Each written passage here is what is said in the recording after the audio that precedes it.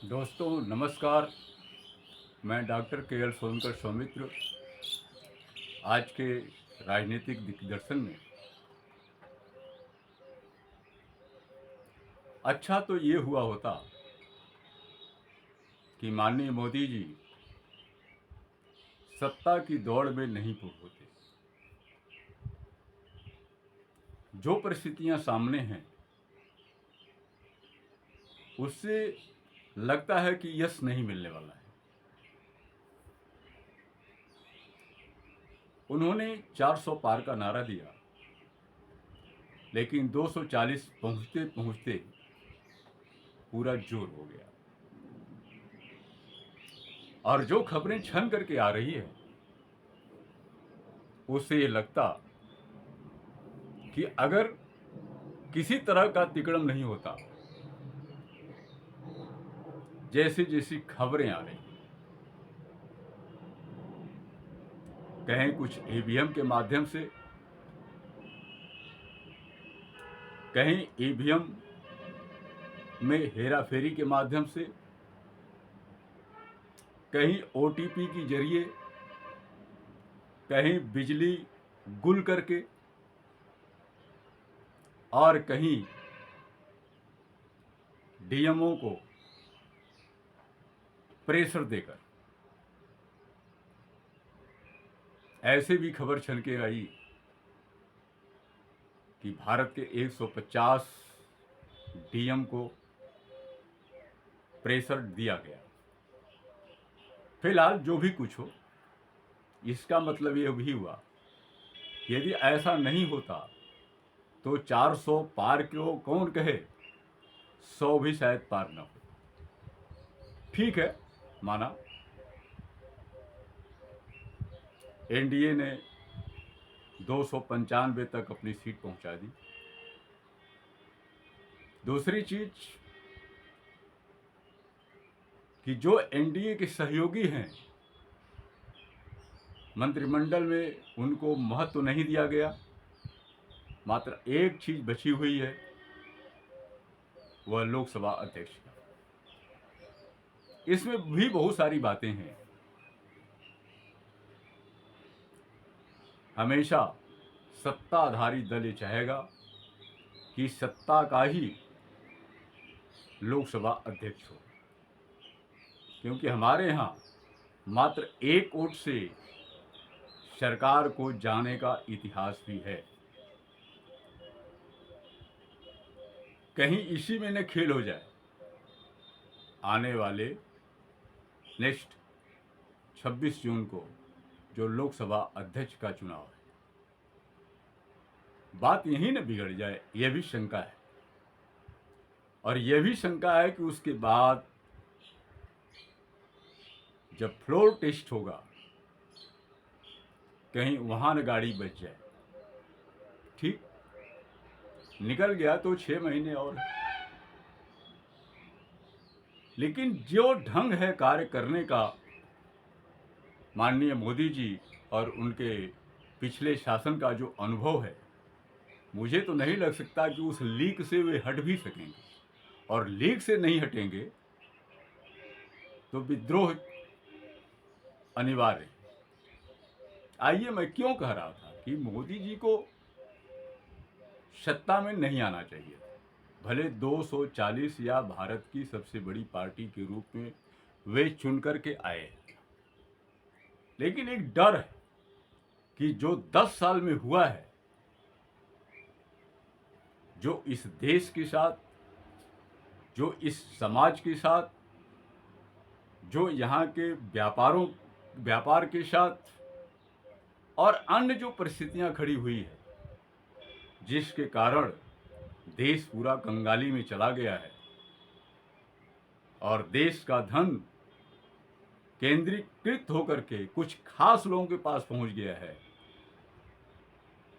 कहीं उसकी अगर जांच हो गई तो एक तरफ खाई और दूसरी तरफ कुआं। तो क्या यह सत्ता शासन का जो व्यवस्था की गई, जहां भारतीय जनता पार्टी की सांसदों की अपनी मीटिंग तक नहीं हुई, एनडीए की बैठक करा करके सब कुछ करा लिया गया। आखिर यहां क्या डर था? क्या उन 240 सांसदों में भी कोई विरोध का स्वर आता? संभव था, निश्चित था, विरोध का स्वर आता। मैंने बहुत पहले भी अपने वीडियो में, कई वीडियो में बताया कि भारतीय जनता पार्टी अपने अंतर विरोधों की वजह से धराशायी होगी, और अभी भी होगी, आने वाले समय में भी होगी। आप देखिए, अभी संघ चालक मोहन भागवत जी ने क्या कहा है, सुरेश जी ने क्या कहा है, और चुनाव के पहले जो प्रेस कॉन्फ्रेंस हुई उसमें क्या कहा गया। चुनाव के दौरान आरएसएस सहित उसकी कोई भी विंग क्यों नहीं लगे चुनाव में, और आरएसएस के जो नामचीन लोग थे सत्ता में, उनको दरकिनार करने का जो रास्ता अख्तियार किया गया, उसका परिणाम क्या रहा? मुख्य रूप से उत्तर प्रदेश में जोगी जी के खिलाफ जितनी साजिशें की गई, परिणाम हुआ कि आधी सीट से भी कम चले गए। कहाँ सबकी बात थी। और ये एक और आश्चर्य है कि जोगी जी ने सांसदीय लड़ने के लिए जितने लोगों का नाम दिया, उसमें मात्र 5 को छोड़कर शेष नाम केंद्रीय कमेटी ने क्यों कैंसिल किया? जो 5 नाम जोगी जी के दिए गए थे, वो पांचों चुनाव जीत गए। जो और लोगों को दिए गए थे, उसमें से 1/3 लोग ही चुनाव जीत सके, जो केंद्र के लोगों ने निर्णय किया, और दोष जोगी जी पर। यह एक अच्छी बात नहीं है। हालांकि इसका मतलब ये नहीं लगाइएगा कि मैं जोगी जी की सारी बातों का समर्थन करता हूं, लेकिन न्याय नहीं हुआ। 2-2 लोग, 3-3 लोग, मंत्रिमंडल तक में लोग केंद्र के इशारे पर यहां मंत्री बनाना पड़ा, और बने हुए हैं। वो कहां चले गए? वो क्यों नहीं 400 पार कराए या 80 तक पहुंच गए? ये भी जो सीट से 33 आई है, इस पर भी जोगी जी की ही कृपा समझिए। ये मेरा कहना है, भले मेरा विचार नहीं मिलता है, वो अलग की चीज, लेकिन सच यही है। बनारस की भी हालत बुरी हो जाती तो फिर फिलहाल सरकार बन गई है। एक फायदा होता, भले जांच होती आपकी, सरकार में न आने की, हो सकता था कई विभागों की जांच होती, उसमें लोग फंस सकते थे, जेल जा सकते थे।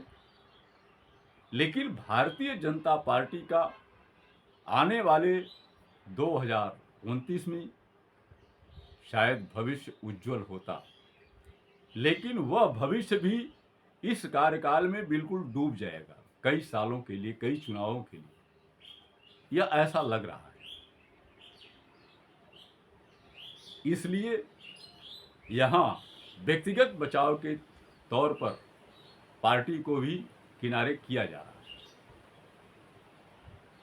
यह अच्छी बात थी, लेकिन जो संघ का विचार है और संघ के लोगों की स्थिति है, जो संघ से जुड़े हुए लोग हैं, भले सांसद हैं, वो कितने हैं लोग यहाँ?